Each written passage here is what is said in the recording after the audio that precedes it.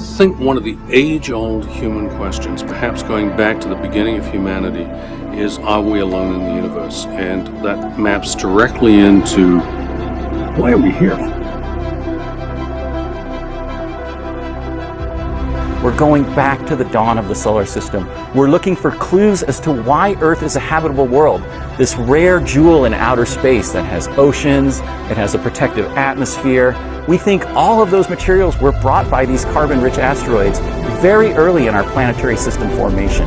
And of course, the biggest question, the one that drives my scientific investigations, is the origin of life. What is life? How did it originate? And why was the Earth the place that it occurred? 4, 3, Launching 2, in 2016 1. seemed like the highlight of my career at the moment, but it was really just the beginning of getting us to this incredible world, this small asteroid named Bennu. It's a stunning celestial object, and its shape is particularly intriguing. It literally is a droplet made out of rock, gravel, and boulder that are barely held together by their own microgravity. And it was amazing to have our spacecraft visiting this celestial neighbor for over 2 years.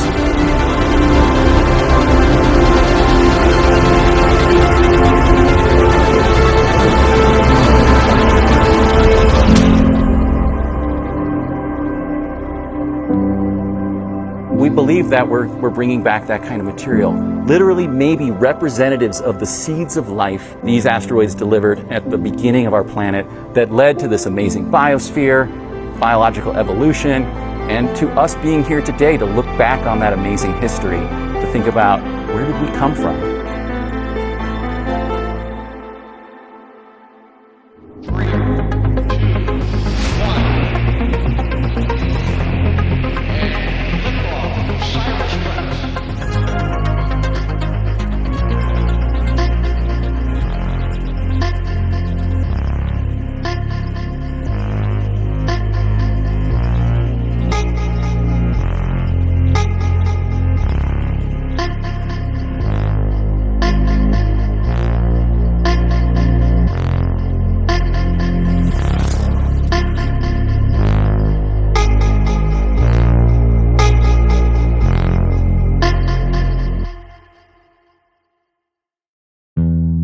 Before we get into the action though, tell me, Jim, what are you most excited about? Lauren, it's the masterpiece of engineering we have here. Just think about this. In 50 years, we've gone from bringing things on the moon back with crews to all robotic sample return for science that's literally beyond words. It's sublime. So we can't wait to see what we're going to learn. We cannot wait.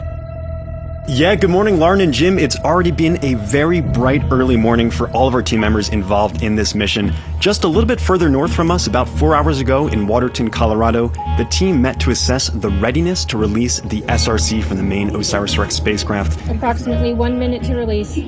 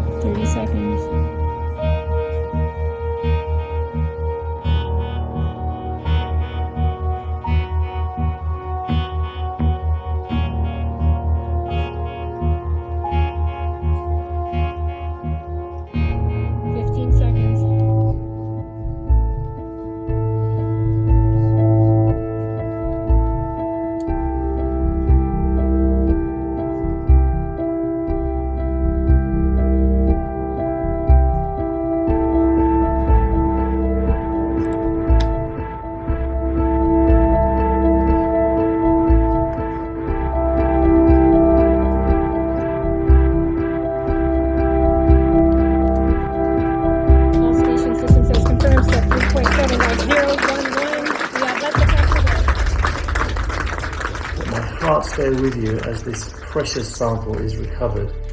Happy sample return day, and congratulations to all who worked so incredibly hard on this mission.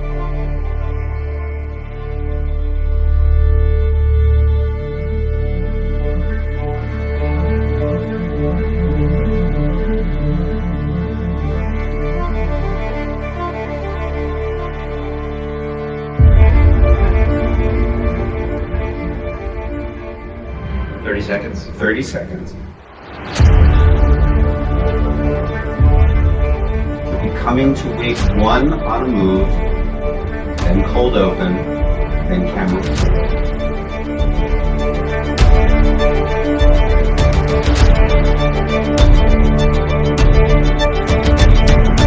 15 seconds.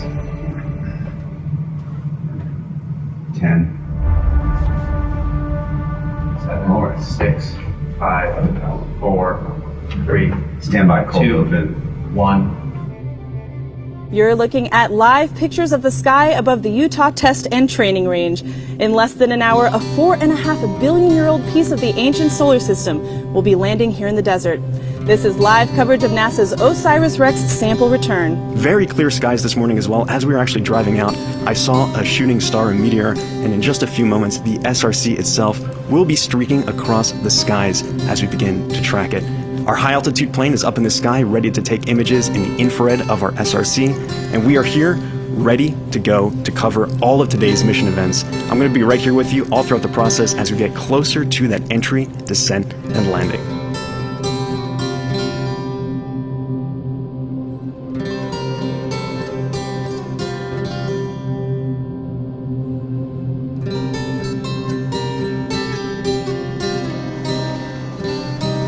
Just a few moments ago, we heard the helicopters take off from here to head out to Wig just at the edge of the landing ellipse.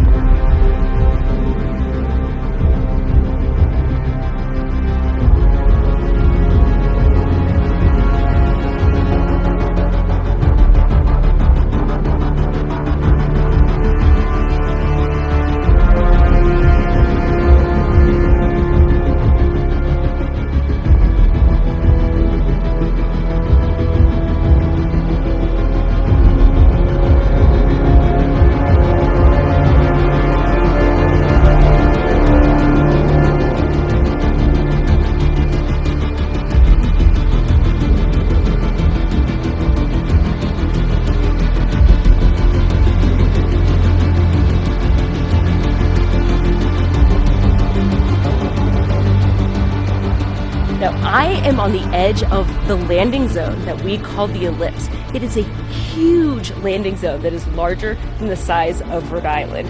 And behind me are the helicopters that will be taking those recovery teams to the capsule once it lands. Now, these teams are prepped and ready to go. We're just waiting for that capsule to arrive. As the SRC approaches the edge of Earth's atmosphere, we are just moments away from the world's largest ever asteroid sample return. Jim, what are you feeling right now?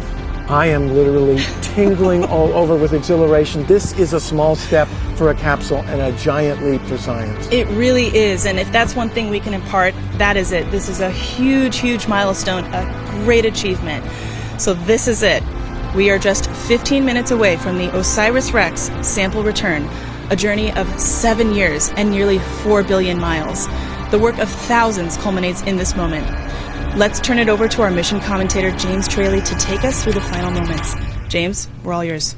Yeah, Lauren, buckle up and get ready for the ride of entry, descent, and landing. This is 13 minutes of crazy descent, punishing deceleration of our spacecraft, starting at 27,000 miles per hour when it enters into Earth's atmosphere, and eventually slowing to a leisurely 11 miles per hour as it descends and lands on the Utah Test and Training Range. Recovery operations, helicopters 1 and 2 have arrived at the holding location.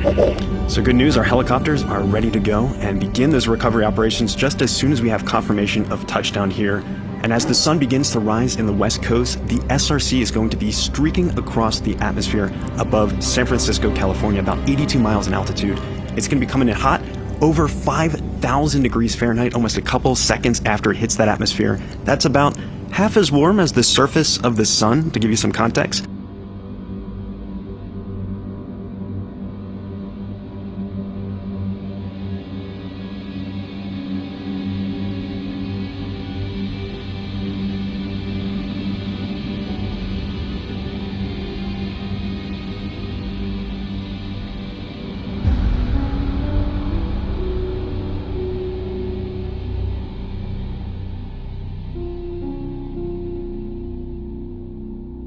We're about 20 seconds away. You see the team at Lockheed now, all standing, ready on the edge of their seats. This team, I'll remind you, just a few hours ago, gave that command to release the SRC on this long journey. It's been on its own for 4 hours. There's nothing we can do at this point. It's coming in, rain or shine. EO milestone. The SRC has entered the Earth's atmosphere. UTTR tracking assets have acquired. And here we go. Start your stopwatch right now. We are 13 minutes of entry, descent, and landing. We have that expected milestone of entering into the Earth's atmosphere. We can see the team at Lockheed, and we actually have a visual now. This is from our infrared tracking camera on the WB-57, our high-altitude plane, at about 47,000 feet MSL, mean sea level, getting a great view of that SRC heating up as it enters into Earth's atmosphere. The punishing deceleration that spacecraft, that SRC is experiencing right now, as it comes in at about 27,650 miles an hour. You can see it glowing brightly in the sky. And in just a few moments, we're going to reach peak heating and peak deceleration. That's at 32 G-forces, punishing G-force on our SRC. A phenomenal view of that streaking SRC coming in across the sky.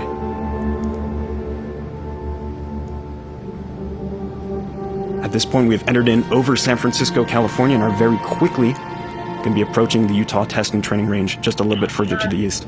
EO milestone. SRC is experiencing maximum heating and maximum deceleration. So you just heard right there, we're experiencing that 5,000 degree Fahrenheit maximum heating, burning scalding hot on that heat shield that is protecting our sample within, and maximum deceleration that is at 32 G-force, punishing deceleration from Earth's atmosphere, the drag forces that are acting on that SRC. Once again, as I mentioned, that sample is safe and sound within that SRC, that sample return capsule, as it comes in, burning through Earth's atmosphere. You can see our high-altitude plane searching for that SRC. You can see it faintly on your screen there. Our next milestone, we'll be expecting that drogue parachute deployment. That'll be at about 102,300 feet altitude. And as I mentioned before, that will stabilize our descent and slow us from hypersonic to subsonic speeds as we continue to target the Utah test and training range. Expected EDO milestone. SRC commands drogue parachute deploy. So we heard that command to deploy the drogue parachute, waiting to see that visual confirmation, but that is at 102,300 feet. And a side note, at this time, 8:44 a.m. Mountain Time, the OSIRIS-Apex spacecraft is at its closest approach to Earth. That will be on to its extended mission, visiting the asteroid Apophis in the year 2029, continuing this incredible mission at another world.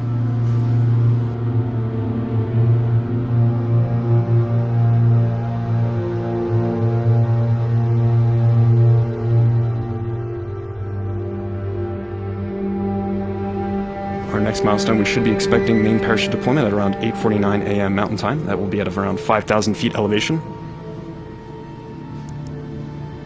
We continue to track with our high altitude camera here.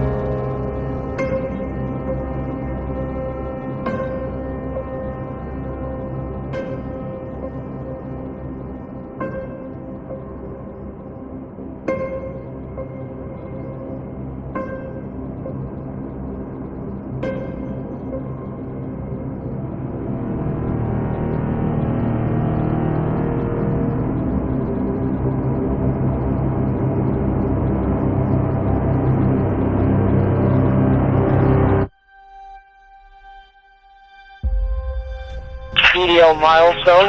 We have confirmed parachute deployment. Wow, and after an exhilarating streak across Earth's atmosphere, we have parachute deployment. You can see just a sigh of relief from the team. I can hear some applause here. There is that orange creamsicle colored parachute, just a delight, a sweet delight to see.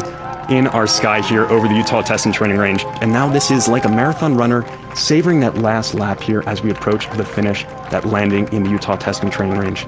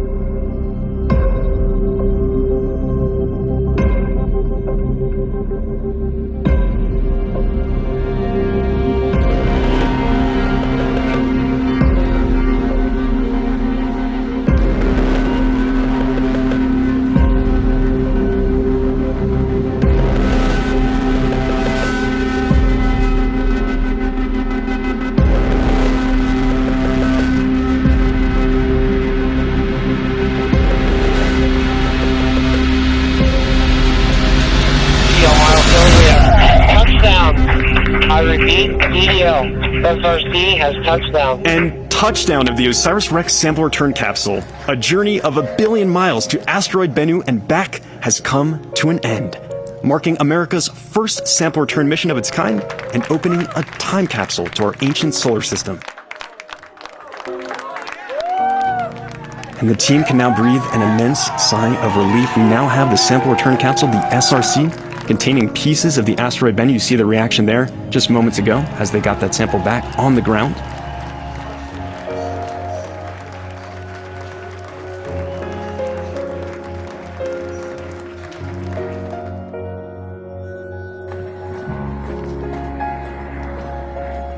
Yeah. Looks good, huh? Yeah. Shield down, sit straight up. Parachute right next to it.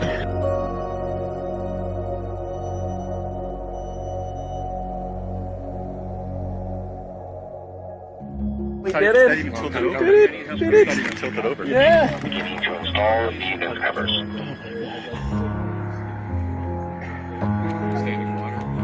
Beautiful. Another safety huddle down. OREX on 3. 1, 2, 3. OREX. Congratulations to the OSIRIS-REx team. You did it. You designed it. You built it. And you carried out the first mission to collect a sample from an asteroid. And after a 2-year journey, it has touched down at the Utah desert. It brought something extraordinary, the largest asteroid sample ever received on Earth. This mission proves that NASA does big things, things that inspire us, things that unite us, things that show really nothing is beyond our reach. It wasn't mission impossible. It was the impossible became possible.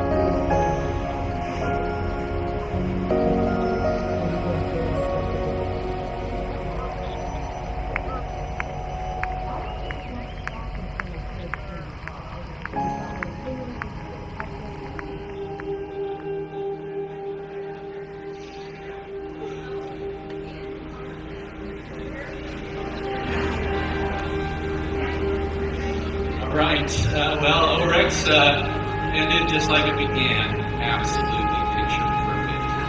I mean, I actually think I'm dreaming. I don't believe it. The capsule was feet from a road. It just stuck the landing. It landed and didn't move. Didn't look like it was spinning whatsoever. Very, very straightforward recovery operations. Absolutely unbelievable. So thank you to everybody. The team has done an enormous job. This is what happens when you practice, and practice. Everything goes perfectly. Couldn't be more proud of this mission, the team, military colleagues out here that have been with us every step of the way, have been absolutely wonderful hosts, wonderful support. I'm going to kind of miss this place, actually. I'm kind of settled in here, and it's got a real charm once you get to know it. So thank you, Utah, for being our landing ground. Of course, my family, Katy, Andrew, Griffin, wouldn't be the same without you guys here. It's been an amazing journey. My boys have grown up. The dad is the PI of the flight program on NASA, and that's no longer true. And I'm also really excited that we handed off and passed the torch to the next generation. I believe the divert maneuver went exactly as according to plan, and OSIRIS Apex is on its way to Apophis for the next chapter of this fantastic journey.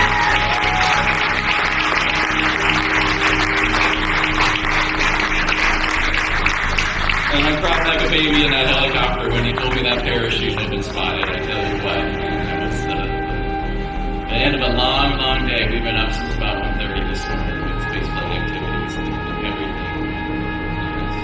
We can't wait to see how they're doing over in Avery. Hopefully they got that capsule nice and secured and on its way. There we go. It's like they're getting ready to get to that action and see what the treasure looks like inside. So best times are ahead of us. I always feel that way. We're going to get in that canister. We're going to feel that tag sample. We're going to see those samples of Bennu, and we are going to rewrite the history of the solar system with the material that we brought back here. Thank you. The doors are now open. We're entering into the clean room, and that SRC is about to be moved off onto our clean room fixture. This is why we do science, right? To get these kinds of samples, every piece of dust and grain inside that sample return capsule is a PhD thesis waiting to be written. It's a new discovery waiting for us about the origins of the solar system and our place in it. And the vast majority of that sample, more than 70% of that sample, is actually going to be stowed away for future analysis. We did the same exact thing with the Apollo missions when we brought back rocks from the moon. A large quantity of those rocks and dust from the moon our astronauts brought back were stowed away for future generations with the expectation that our technology would continue to improve and improve and improve, and then we'd be able to ask questions that we couldn't even begin to fathom. And now the same thing we'll be doing with the OSIRIS-REx samples that we brought back from the asteroid Bennu. A lot of these will be opened up 50 years from now with scientists who are yet to be born asking questions we can't even begin to imagine.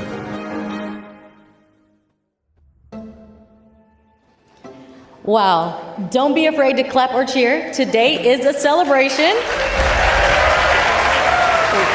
Welcome to the much anticipated OSIRIS-REx sample reveal.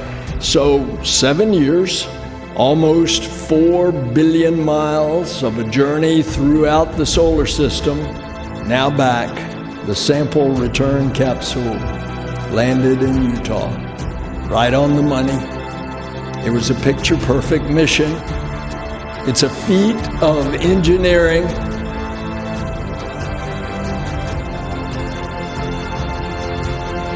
So, you ready to see the results of the mission? Take a peek. Rocks tell you a story, right? And it's the story of Bennu and the history of the solar system that I'm most excited to unravel with the science program. And when we look at the materials, these clay minerals, these carbonates, you had a lot of water moving around in the early solar system beyond what we really expected from our meteorite investigations. You know, when we look at meteorites, we think water moving in very tiny scales, but I imagine a world right at the beginning of the solar system, right in that protoplanetary disk, we had a lot of ice and a lot of rock and metal and carbon, and radioactivity started heating these things up, and you got massive circulation, what we call a convecting ball of mud, hundreds of miles across. And it's in that environment that I imagine these carbon atoms going through the first stages to the origin of life. And to me, that's the greatest mystery that we're facing right now, is like, how do you go from a ball of mud to something that's alive? Like, what happens when you make that transition? And the deepest desire is that we're going to make some progress in trying to figure out, what is it? Why is it that we're here, we're alive, we're conscious in this universe? It's such a gift that I hope everybody really stops and thinks about it every once in a while, no matter what your problems are in everyday life. The fact that you're alive and that you're aware on this beautiful planet is something you should be grateful for every day. And that's really where I hope my imagination takes everybody.